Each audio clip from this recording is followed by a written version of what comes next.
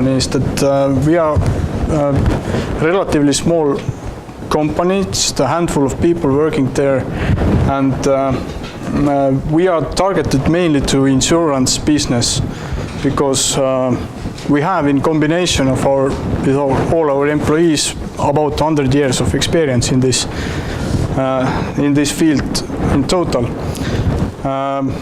I'm myself been involved with that kind of area about some 16 or 17 years now.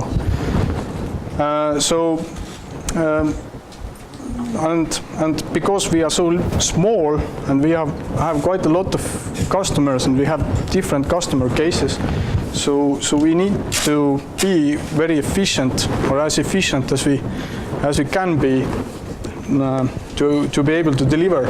So we are trying to use as much as possible open source technology because of course, the cost, obviously, also because we can see the source, we can fix bugs, we can see what it's all about, we can evaluate if this component of technology that we want to use are actually alive, and usually the community, a developer to developer community, is also very, very, very nice. And also we have found out with our experience that building an application for that kind of customers that fits everyone is dead end. It doesn't fly, and because every customer is so different, they have different requirements, different products, different their target markets, and so on. So we need to develop ourselves some platform components that we can use ourselves to approach different customers. And it turns out these platform components, they are not actually usually not insurance specific at all. They tend to be quite general. So about one of these components that we call FlexiForms, I'm going to talk today specifically what it is and how we built it, what kind of challenges we had and we are having, and how we solved these things. So as background, insurance in particular is very heavily form-based. So basically all the processes there starts with a form. You want to create a new agreement, you need to fill a form. Something bad happens with your car or house or yourself, you need to fill a form. And usually these forms tend to be very long, lots of questions in there. Nobody wants to really answer these complex things, and it can be bad for the business, for the insurance company, if their forms are too complex. And also, as the insurance market is now catching on with this digitalization, these forms are moving into web, mobile, and so on. And we have seen that insurance companies themselves have quite a lot of trouble of developing these forms. So what are the usual requirements for actually having some kind of form? Is the main thing is only ask what is needed. We don't want to bother the end user with some questions that we also know about. For example, we know how to get the birth date out of identity code. We don't need to ask it again. What if we know already the customer? Then we don't need to ask the question about the customer, and so on. Also, these forms need to be very tightly integrated to all sorts of backend service like customer management. Then for insurance, there is some kind of general service available that evaluates, is the car repair plan actually valid for that kind of accident, and so on, so on. So these forms themselves need to be driven by rules, because insurance products usually are basically a set of rules. and they need to be available on different platforms. The life cycle of updating these forms need to be very quick, so that some business guy thinks that, well, we need to ask this one for that particular insurance claim case or whatever case, then this needs to be live yesterday. And of course, online support forms, support possibilities, and also one thing that is needed is user behavior analysis that not just records the answers of the form, but also records how the form was answered.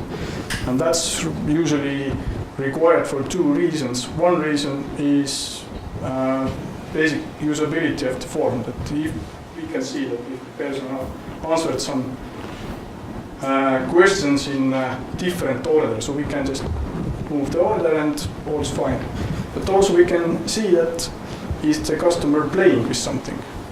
For example, if claim case happens, something crashed his car, and now it starts answering questions, and the questions are going to a little bit uncomfortable. So when they backtrack and try different kind of answers, then we can record it and use, for example, fraud detection. But that's a different story. So we looked a little bit what kind of form authoring tools and form systems that actually exist today. But we found out that in general they don't have very strong support for all kinds of rules. Not just validation rules, but all kinds of rules that can drive the behavior of forms. Also, the UI technology is usually built in. This means that in our case, the customers already have their web pages or web applications where they want to include some forms. But if some form technology uses some very specific UI technology, then it's very hard to embed. So that's one problem. And usually these things like live monitoring and behavior monitoring, these are lacking. And very common thing for this web form is that updating the forms follow a very common web development pipeline. Some kind of business people says that we need to have this question on that particular form, then it is assigned as a task for a web developer or some kind of backend developer, then something happens, then this question is there, then this question needs to be, the answer needs to be posted some kind of backend system, and time goes and nothing is actually live. So this thing needs to be also solved somehow. So what we did? We did it so that the full logic of the form validations, what is visible, how can it be navigated, what is mandatory, what is not, is driven by a rule engine. And all the evaluation of these rules happens on the server side, so it cannot be gained in a UI side. And this also means that we are very free to implement the actual filling UI with whatever technology needed, because in a UI side there is no smart things. Also, we have all flexible integrations. The UI protocol is quite simple. We have also reference UI. We don't want to have a fancy bling UI because it's anyway designed for customers usually. We have an authoring tool and things for live monitoring and behavior analysis.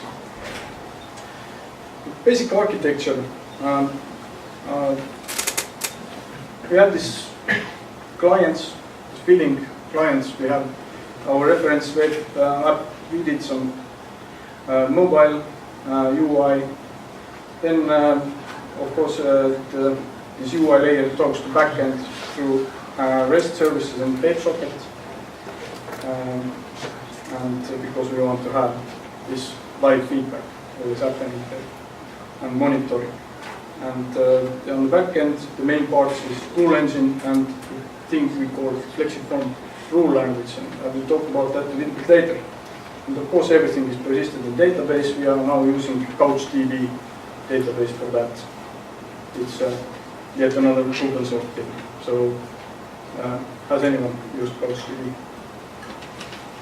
Okay. And of course, there are some external services that can be integrated. These are usually customer-specific stuff.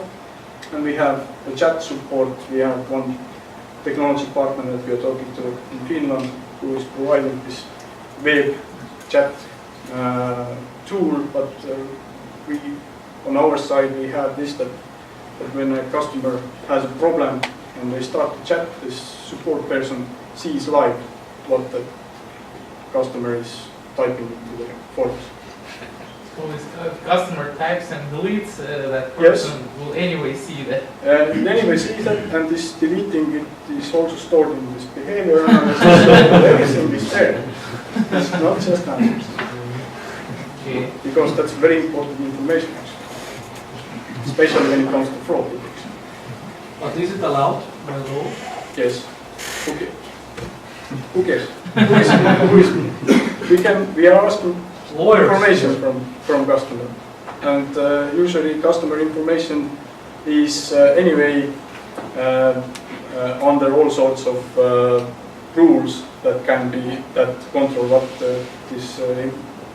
what can be done and how we should store this information and so on. So it is also part of customer information. But usually there's like a checkbox in the end of the form that says that, like, by checking this checkbox and clicking submit, I now agree to all the terms and conditions. So before the customer checks that, Wait the A4. Wait the A4, and somewhere in between the lines it's written yes. Yeah, but in the end, it's but the problem is that it's not that our you are problem. collecting the data already before the customer has checked that they will now agree to. So the question is if you can put the retroactive clause into the terms.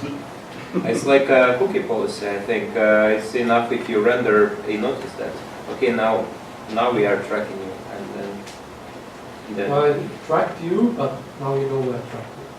Well, if you write on a paper form and you delete and you write again, it can be visible also. So, in that It's sense, just grabbing you. and the one you threw in the trash, they can pick up and You eat it. Yeah, but anyway, that's a problem of our customers, not ours. If they want to do it, they can do it. If they don't want, they don't have to record it. That's up to them. So, about rule engine, how many of you have actually used an actual business rule engine? Was it rules? No, better. Better. Okay, we'll discuss a little bit later. Maybe you have something interesting. But of course, something about rule engines, then how they work. Basically, what happens is that rule engines have basically a working memory, is all facts. The facts are the pieces of data that are known in this moment. This fact can be a person with some attributes like name, date of birth, whatever. And there are rules which are acting on the full set of this fact set. And the rules are trying to match by these attributes. The rules are the condition, they try to match which facts they are actually executed on, and then they do something. In our case, these facts are questions, groups, variables, and whatever else is form elements. And rules can be then validations, visibility, requirements, and variable expressions. So what happens when the customer answers some question, types something in, these rules are looking on the full picture and try to match which rules are now needed to fire. Then these rules are firing, and these actions can now change what's happening in working memory, and this can go on and on until no other rules will be firing anymore. And the rule engine is good to have, that it figures out this ordering, conflict resolutions and such things by itself pretty nicely. So how we are using rule engine is exactly that. We are generating the rule set from the form design, and whenever some user actions come in, we fire the rules, and when the working memory is changed, we send the updates back to user. So about these rules, there are cool stuff. It's one of the oldest and maturest rule engine that we were able to find. It is quite widely used. It does exactly what we need, and it's quite efficient and fast for our purposes. We can have form with several hundred elements, and just evaluations take a couple of milliseconds on quite modest hardware. So we can really fire all the rules every time the user types. That's no problem. It works. But the bad stuff is, as this rules engine is implemented by scientists who are behind the ReTE algorithms and all that sort of things. The engine is good, but around it, well, one thing is API. It looks granular and nice, but if you look more closer, then there are quite a lot of interesting things in there, like some cloud objects and some hard-coded static cachings and so such things that are quite hard to replace if we need to replace these things. And that makes the session handling and things a little bit challenging in a scalable environment. Then they have this rule management user interface that they call Workbench. This is quite horrible thing, and the developers of this thing, they admit that they have internal fights how something should work or shouldn't work and what's there. So this is quite horrible thing, in my opinion at least. And the rule language that the rule uses, it's quite confusing. It's a mixture of MVL expression language, Java, and some other things. And the compilation of this language takes quite a lot of time. And when you make some error there, these error messages are quite cryptic. So you don't understand where you screwed up. So that's a bad thing. So what we did with API, we just dealt with it. With this management UI, we don't touch it at all. It's bad. And rule language, well, we invented our own. So this is not our own. This is the actual rules. One of the actual conditions for one question's visibility written in rule language. Can anybody understand what is checks here? Just don't worry about it. This is the thing that we did. So that's the flexible rule language. This is what actually will be generated into that one. And it's a little bit more simple, I guess. So this flexible rule language, it's quite real thing. It has a grammar. We generate the parser with the sample for it. We get this abstract syntax tree out of it. We do some small optimizations, like we resolve this constant expressions and such things. And then we use string template, which is yet another open source tool, to generate the rules DRL code out of it. But this, what it adds to the rules own language is that this validation and code generation actually happens again in a couple of milliseconds. The actual compilation for the rule engine the rule engine code takes maybe 500 milliseconds or up to seconds, depending on how much stuff you do. But this validation thing on our language level, it can happen in real time. So when someone types in this expression, we can say, yeah, there you have it. And we can have more meaningful error messages. And also we have a support there for updating these variable names. So if someone has expression that this question is mandatory, if that question is answered like this, and now the question is renamed, the ID of the question is renamed, we can very safely update all the expressions in the form to reflect the change without doing any strange string comparisons by hand. So that comes from this abstract syntax tree level. And this allows to create a very horrible looking authoring tool.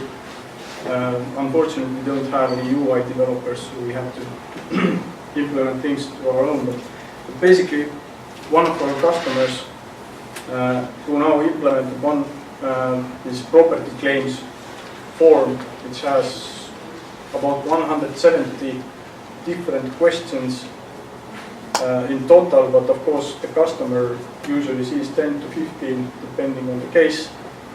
More than 50 validation rules and other rules. He actually implemented this form in 1 week, and he's not a developer, he's a business person. He's comfortable with Excel. So he told us that having this kind of expressions in the rules is quite comparable to writing these Excel formulas in simple cases. So he was able to do it in a week, so we are quite happy about this result. So, and for this composer, we save everything. We can do these live validations because we are using our own language there, and we can have this quick identifier renaming, as I already mentioned. And for this UI, we use React, Redux, and Immutable as main components or tools. So I found it these tools quite nice, and the brick wall wasn't too high to climb. Did you consider Apache Tapestry? Never. What component is immutable? Immutable is a component for having immutable data structures like lists and maps and the combination of these. And this means that if you have a map or whatever, then you cannot change it directly. Like, yeah, I know what immutability is. Yeah. I just don't know what the component is. Yes, that's immutable data structures for JavaScript, and we are using it as this Redux state holder. So we, as Redux, has this one direction data flow concept, and using this immutable component, immutable data structure as a state, application state, we can be sure that something doesn't sneakily mutate the state other than the reducers. So that's quite nice feature. So for the filling user interface, we have a quite simple WebSocket protocol which basically behaves so that when user does something, then this event or action is sent to backend fires the rules and sends this back these actions how to change the UI. Should we show some error message somewhere? Should we show or hide some question or some group, or do we allow some navigation or submitting of the form? So this layer on the client side, which processes all those responses from the server, is also developed by you. Yes. Or for each client you develop it. This is very. We have the reference implementation for the user interface. I will talk about it now. looks kind of like this because it's just a reference implementation. Its goal is that it's fully client-side JavaScript. It has the simple WebSocket protocol. It has very clean DOM, or we like to think that it's very clean because it should be as easy to style with the style sheets for customers, design guys, as possible.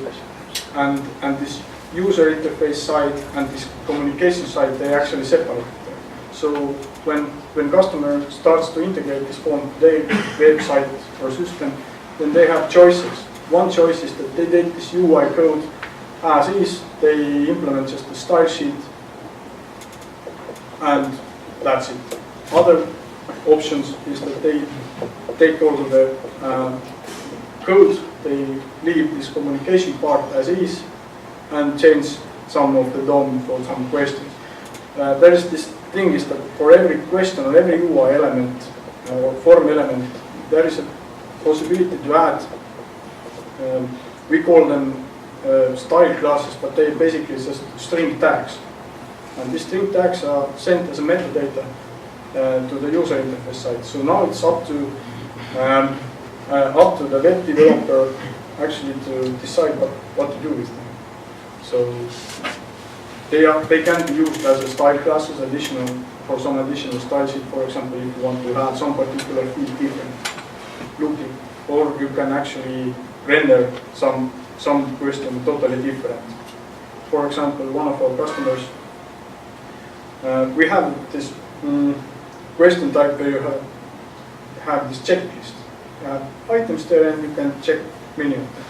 But they have a special style class for themselves where they actually draw a car from looking from upside and pick which parts are damaged. So they can do this kind of thing. So that's not our business, because we only have a limited set of common kind of data types that can be used as answers. But how the questions themselves look like, it's very much customer specific usually. So I guess that answers your question. So this is basically the same thing. And as a side note, we also gave these specifications for the protocols to one of our technology partners, as already mentioned before, Vaadin, and they were able to get this totally different implementation of the same UI in Vaadin technology up and running in a little bit more than a week. So I guess that it should be quite simple. And of course we have a shot of creating this mobile application version for the same thing. And for that we used React Native. This means that we can reuse basically the communication code from the web app, and mobile app is exactly the same, no difference. And we are on the UI side, we are using these native components, and we have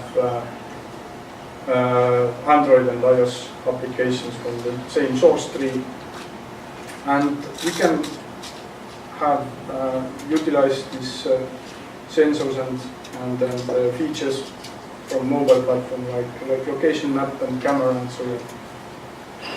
And that we had one showcase where we demo the traffic insurance, this reporting application where you could have a location of intersection when the accident happened and so on already from this mobile app. And of course, typing into the mobile all sorts of details where when you have had just an accident and you're pissed off and so on. So it's just call to the insurance company and they already see your case coming live, and just tell them they can fill the same thing for you. You can see what happens. Do you use these additional sensors to gather additional behavioral data? Well, actually not. actually not. But that's Could not you? a bad idea. That's not a bad idea. You only need to display it first. Yeah, but that was just a experiment that we did. This hasn't actually done in real use yet. And one reason is that the React Native itself is nice, but it's under quite heavy development. It's quite a moving target. So if you don't touch the code for a couple of weeks and then pull the dependencies and try to run it, then it doesn't work anymore. So you have to tweak something. But it's getting better all the time. Yeah. You said earlier that all the rules are validated on the server only, Yes. which makes a lot of sense. But then when I'm thinking of a mobile app, you would it makes it a very chatty kind of app to the server. So in an offline situation, you would benefit a lot from. Yes, and that's the downside of it. That's a downside. So, well, it is chatty and it requires the server to be there, but the data actually that is sent is quite small for the data plan sense. But if you are offline, then you are offline. And if you have temporary offline, then you can answer these things, but you see actually the reactions of the UI delay when these messages are actually delivered. But that's a problem. But at least in this country, it's not a very common situation to have a case where you don't have a connection. So it's moving to that direction. So our technology stack, basically the backend runtime is Java 8 on Spring Boot. We haven't used the application server for almost a year, and we haven't had a use for any project lately. So Spring Boot will do quite well. And why we use Java here is mainly because the rule engine is a Java-based rule engine. So that's why we decided for Java. So for data storage, we're using DEVCLUB.EE, and we can also store the data to Elasticsearch if needed. That's quite commonly used reporting tools for Kibana. They are using, some customers are using. So for this flexible rule language parser, we are using this handler. Basically, it's a parser generator. Then for truth code generation, we are using string template, which is on the first look it's quite cryptic, but it's actually quite powerful, especially for language code generation. It's not too good for generating the web some templates, but for code generation it's quite powerful. And this means that as we are not using tools directly there, this allows us to replace the rule engine if we want. We just need to create different templates for code generation, and that's what we go.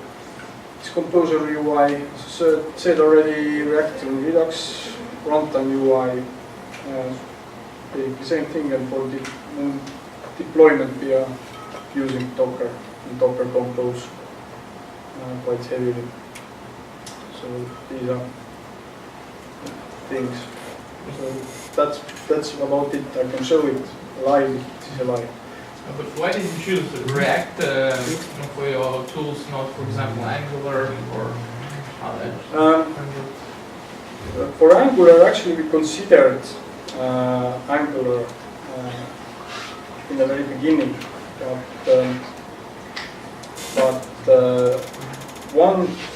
it wasn't the main cause why we dropped that idea.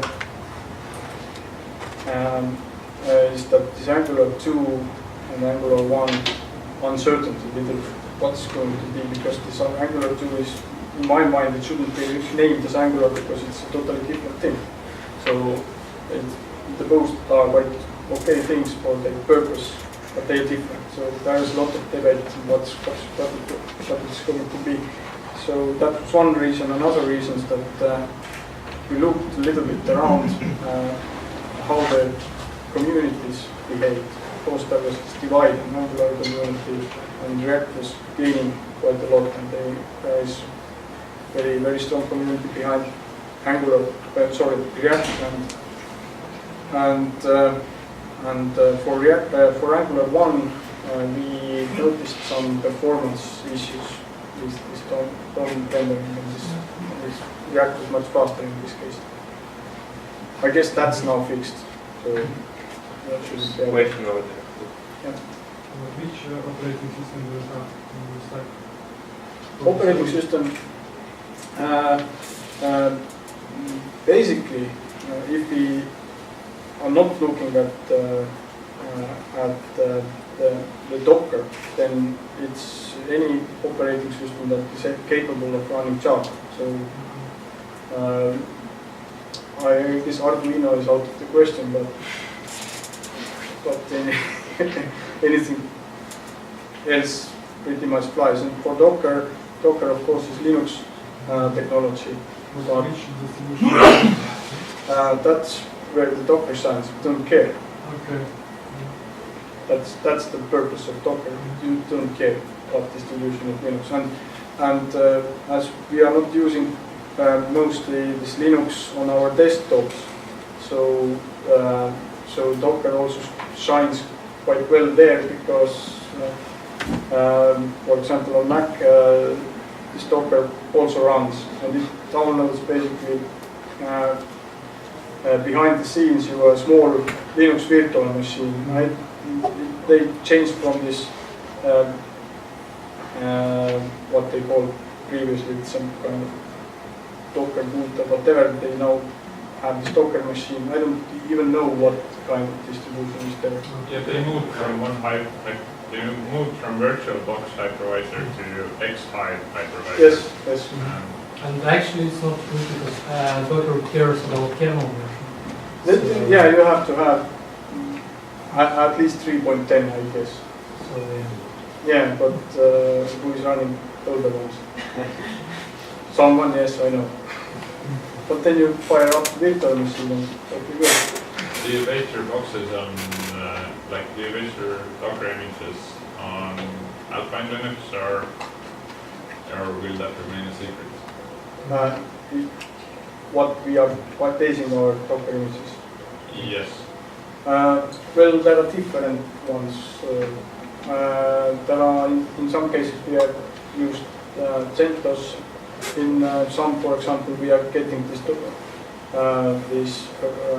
Couch TV Docker image from the repository. I don't know what's there. I guess it's something Ubuntu.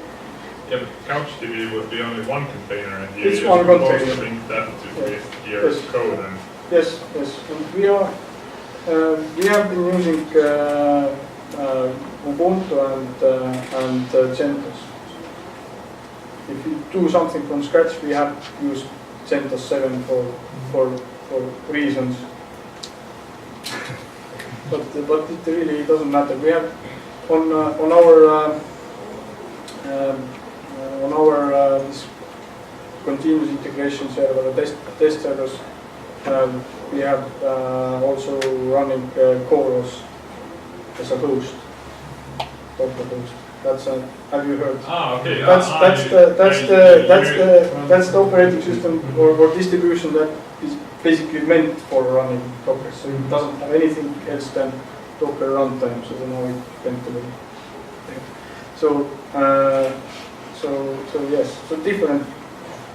But as I said, we don't really have any specific needs for the operating system. So that is, we can change it on needs, so it doesn't really matter. And I guess the choice of CentOS is most likely that we have guys who have experience. That's basically. Because of the JBoss container. for the backend? No, we don't have JBoss container. I saw it. Good. You mentioned in your stack you have JBoss. JBoss tools. This is JBoss tools. It's not the JBoss application server. It's a JBoss tools. JBoss is one of the Red Hat's trademarks where they have these rule engines, all sorts of stuff. So that's JBoss tools is their business name. You had some positive words in Spring Boot. It's been so long since I've been in Java. I know Spring for the container world, like MVC and all. What is Spring Boot? Spring Boot is actually, how to say it, it's something to do with the web? it is basically a way how you package your application, and this means that you have these parts of classical application server packaged within your application that your application actually uses. So you don't have like a Tomcat or No. something like that? But the Tomcat is actually maybe running in this, Oh. at least the web component. But we can change it with configuration to be on Tomcat or to run Undertow or whatever. Just like a package manager. It's not a kind of package manager, but it's how you package your application, because Spring Boot you get one single jar file for your application. EXE out of it. Sorry? You make an EXE out of it. Yes, you get one single jar file, and you can just run Java minus jar, this jar file, and it fires up your So it's their like a application. server embedder, like you would use embedded Jetty, for example. Yes. No, But it's more like as one component. Spring auto configuration framework. Yes, it's a way how to deploy it. No, So it's you a don't- Spring auto configuration framework because it's a bunch of dependencies put together like easily. Yes. To call it like a container is the wrong word, because you can build using Spring Boot just a war file and deploy it to Tomcat easily. It's Yes. more like a auto configuration framework for Spring. Yeah, that's true, and it comes with quite a lot of nice features. For example, this health monitoring thing. It's what was it called now? Memory. But it has built in this health monitoring. You can get the REST API for. So, but somehow I'm missing, like, I mean, there must be somewhere where you define like the web, kind of the web routes on the back end. That's not a Spring Boot functionality. Then is that? I mean, CoachDB has web APIs, but you don't use those directly because you have the Jules. Yeah. Jules is probably not a web engine, so you No, must have maybe. some web engine. We are using this JAX-RS REST services, Okay. and Spring Boot does its thing to serve them. Okay. So on backend, just it has REST services and the WebSocket API for the slide. And as a side note, we are using this soft.js protocol on the WebSocket, so it can degrade gracefully to one project.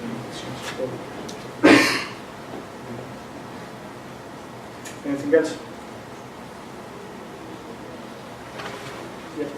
If I want this thing on my website, like, can I buy it just formatting from you, or Let's does it talk work? about it.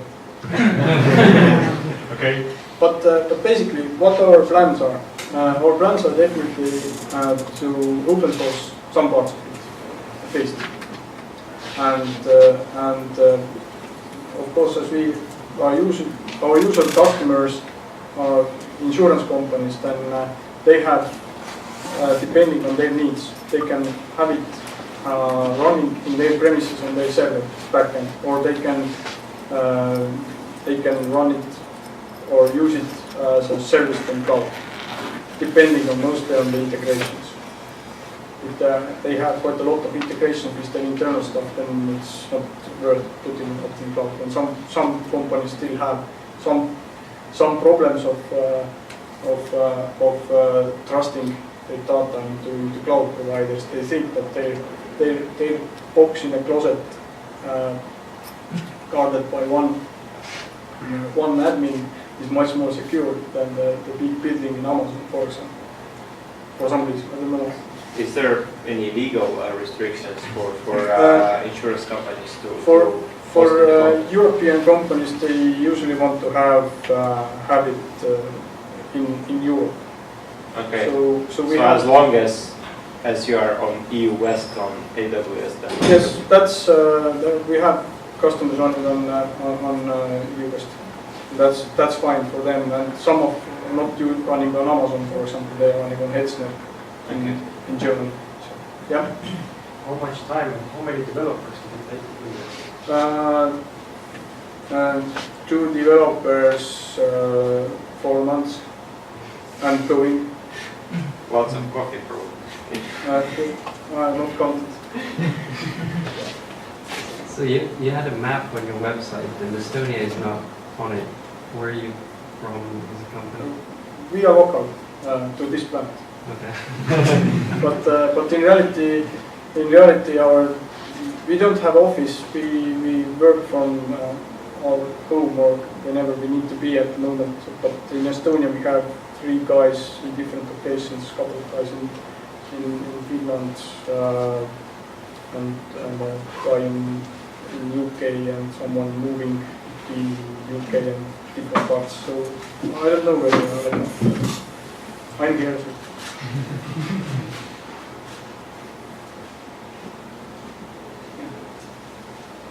Great. Thank you, Villu. I